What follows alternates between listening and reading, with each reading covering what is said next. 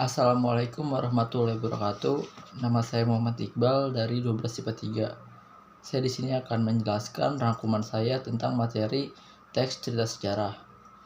Dimulai dari pengertiannya. Teks cerita sejarah adalah naskah cerita atau narasi rekaan yang mengandung unsur-unsur sejarah. Dalam teks sejarah ada beberapa unsur nyata, misalnya tokoh, nama tempat, dan peristiwa. Namun dalam teks cerita sejarah terdapat pula cerita yang bersifat rekaan, misalnya mitos-mitos asal-usul negeri, mitos kedatangan sebuah agama, dan mitos alegori.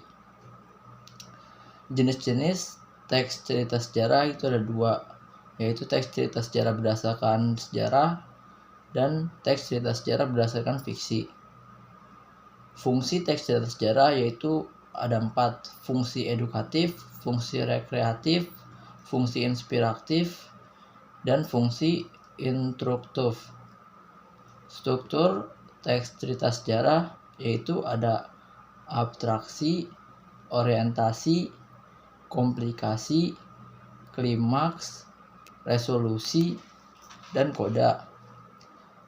Unsur pembangunan teks cerita sejarah itu ada 2, intrinsik dan ekstrinsik. Intrinsik itu ada tema, amanat, tokoh atau penokohan, sudut pandang, latar, dan alur. Ekstrinsik itu ada kebesaran pemerintahan, corak penceritaan, unsur agama, unsur politik, unsur ekonomi, dan unsur sosial. Nilai-nilai dalam teks cerita sejarah itu ada 5, yaitu ada moral, ada budaya, ada sosial, ada kepahlawanan, dan religius.